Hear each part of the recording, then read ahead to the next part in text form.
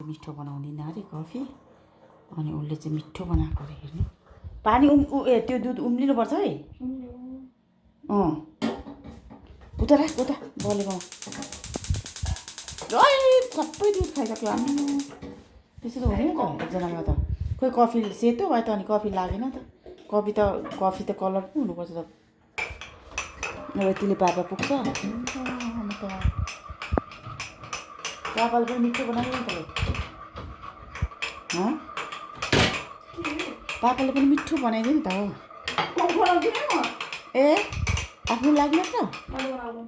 त्यस्तो स्वार्थी चम्चीले होइन ऊ पहिला उ गर्नु पर्दैन पहिला बाक्लो बनाउनु पर्दैन दुईजना कफी मेकर यसो गर्ने हो यसो गर्ने पहिला पो उ गर्ने त चिनी धेरै पढाइदिनु हुँदैन कफी खानेहरूले मलाई मार्यो है गाइस कफी दिनदिनै कफी बनाउनुपर्छ घरिघरि मिठो हुँदैन भन्छ अब कफी बनाएकोले म त कलरै मन पर्दैन तैँले बनाएको कफीको कलरै कफी अहिले र मेरो कलर कस्तो हुन्छ चाहिँ कलरै खाउँ लागेको त छैन छ्या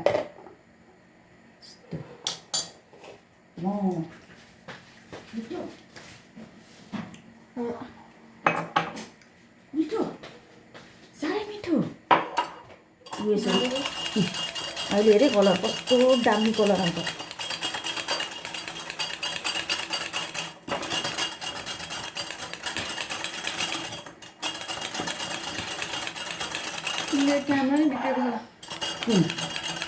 मेरो के भएर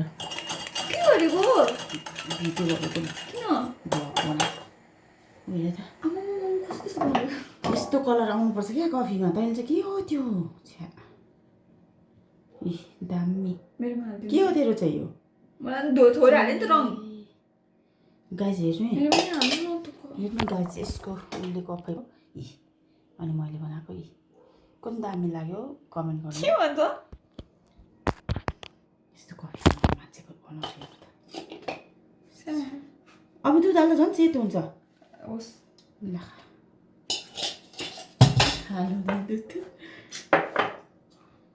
कस्तो कफीमा नलाग्ने बनाएको आज फिज मन पर्यो ल मान्छे त लु पापाले थोरै भयो भन्छ बुस्ट हालिदिएको छैन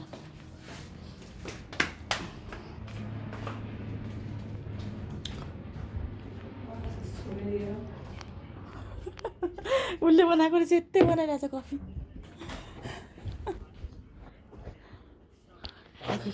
कफी खाने मान्छे हेर्नु उसको भुँडी चाहिँ बेगुताको चाहिँ यस्तो जिन्दगी कस्तो अनुहार चाहिँ कालो आएको त नि यो भिडियोमा